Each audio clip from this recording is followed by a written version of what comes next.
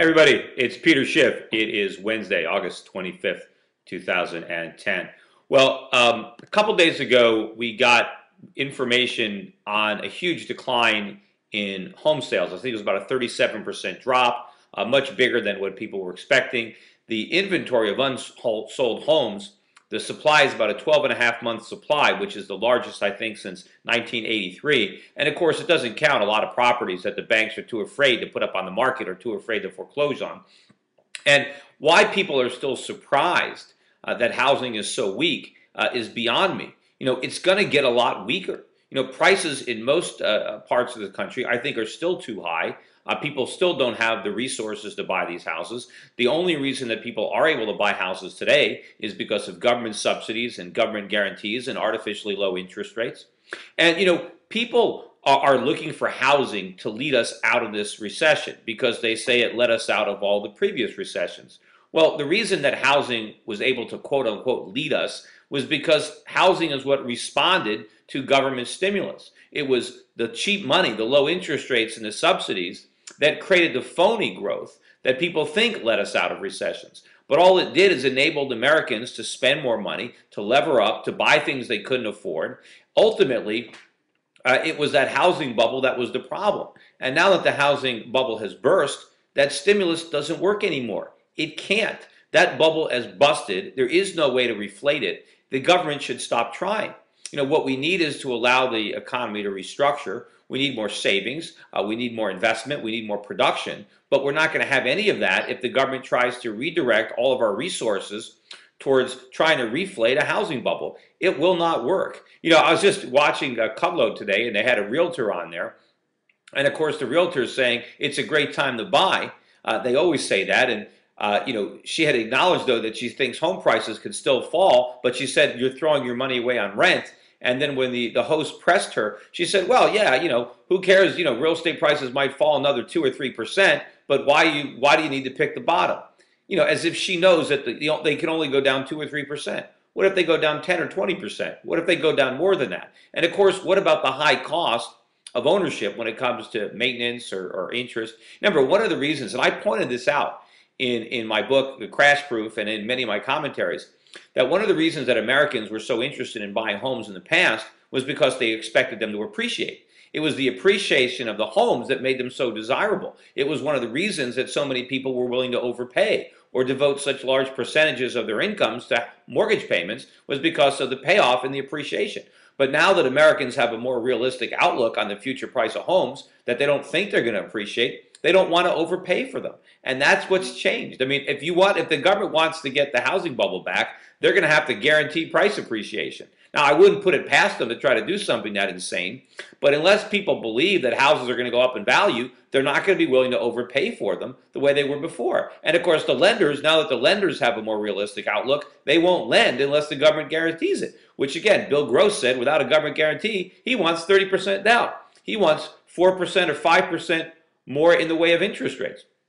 And, speaking about not understanding the problem, I saw Howard Dean on CNBC earlier today, and he was trying to defend why we need to let these Bush tax cuts expire on the rich, but we need to make sure we keep them for the middle class. And according to Howard Dean, he says we need to have the middle class to have money because they're going to go out and spend it. They're going to spend every penny, and that's going to help the economy. He said the rich, well, they're just going to invest their money. And he said that has a dubious, that's his word, a dubious impact on the economy. I mean, come on. So we want to take money away from people who are going to invest it or save it and give it to people who are going to go out and spend it, and that's going to help the economy? How can anybody think that the problem with the U.S. economy is there's too much saving, there's too much investment, and there's not enough spending? And so what we need to do is discourage investment and saving and subsidize spending. It's complete nonsense to think that. Now, I also wanted to point out that as the dollar made a new 15-year low the other day against the Japanese yen, the only thing that kind of kept the dollar from falling was talk from the Bank of Japan that they were going to intervene and try to prop up the dollar, which means they're going to create more inflation in Japan, which I think is one of the reasons that we saw a lot of strength in gold and silver in particular today. Was up, I think, 40 or 50 cents an ounce and strong yesterday. In fact, if you look at the gold Dow ratio, I think the Dow Jones is now worth about 8.2 ounces of gold, and it's really starting to break down. And some of that has to do, I think, with the Bank of Japan saying that they're going to be easier in their race to the bottom with the U.S. dollar. But I don't think that this is going to stop the yen from rising against the dollar, because we have much worse problems than Japan.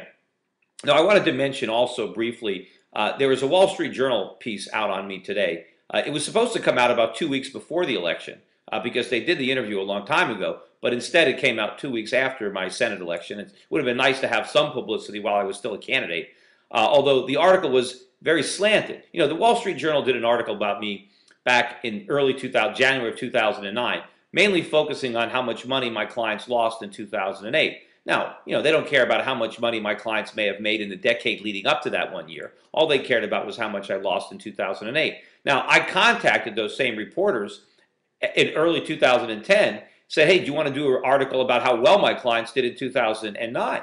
And their answer was, no, we have no interest in doing that article. We think that if you did well in 2009, you simply got lucky.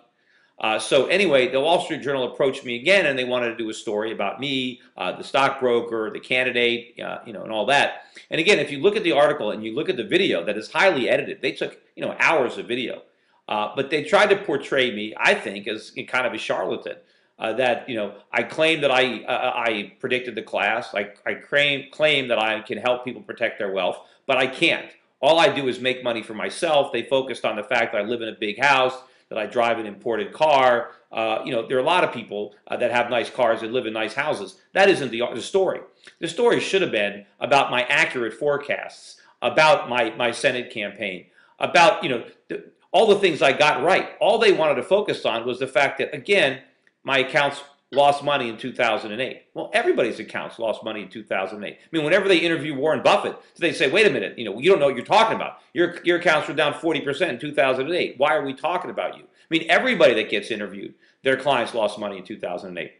Did they focus on the fact that they might have made money in every other year that I've had accounts? No, they didn't look at that. Did they want to focus on the fact that I helped create a hedge fund that shorted subprime mortgages where people made a lot of money in 2007? No. You know, they don't want to focus on the fact that I've been making the same investment advice for 10 years and that it's done very well for all those years except 2008. They simply want to use the fact that my clients lost money in 2008 to try to discredit me. And if you look at that piece, they write about, look, Peter's extreme, his ideas are not shared by other people, so maybe we should discount them. You know, obviously the U.S. economy is not on the verge of collapse, but Peter Schiff thinks it is, and he's investing that way anyway. I mean, look at the piece, and I think you'll come to the same conclusion. And, you know, think about it this way, and I know I've mentioned this before. I predicted that we would have the worst recession since the Great Depression, that we'd have over 10% unemployment, that the housing bubble was going to burst, that when it did, national real estate prices would drop 30%, that they would drop 50% in some parts of the world, that when that happened, Fannie and Freddie were going to go bankrupt, that many of our leading banks and financial institutions would fail, that the government would be irresponsible and bail them out with cheap money by slashing interest rates, by outright bailouts, that we would have $1 to $2 trillion a year deficits. I mean, I made all these predictions. And the thing I got wrong is my assumption was when all this happened, the world would be smart enough to sell the dollar. And that ultimately, long-term interest rates would rise because when they dumped the dollar, they would also dump treasuries. Now, in 2008, that hasn't happened, right? So what? You know, it doesn't mean it's not going to happen, and it also doesn't mean that all of my clients have lost all their money because 2008 was a bad year. I've never tried to hide the fact that 2008 was a bad year, but come on. I mean, can the Wall Street Journal ever give me credit for getting anything right? I mean, look at all the people who got everything wrong, who've got nothing right. They have a lot more respect for them. Now, maybe it's because, you know, I don't work for a big firm like Goldman Sachs, or maybe because I'm not a professor at a major university. I'm just an average guy working for a small firm, and somehow I don't have the Wall Street Journal's seal of approval. So I don't want to acknowledge that I got anything right. You know, they've never reviewed any of my books. You know, we've sent the books. They never did a review of Crash Proof. They haven't done a review of how an economy grows and why it crashes. You know, it'd be interesting, given the fact that I did get a lot of stuff right, to try to say, hey, this guy is credible. He's got a pretty good track record. He saw a lot of problems when other people couldn't see anything. Maybe we should listen to him. Maybe his views on what's going to happen to the U.S. economy. And I gave this reporter a lot of great footage. Unfortunately, all of it ended up on the cutting room floor, and all they showed was what they wanted to show. Anyway, read the article, check out the video, and see for yourself. Anyway, that's it for today. Take care.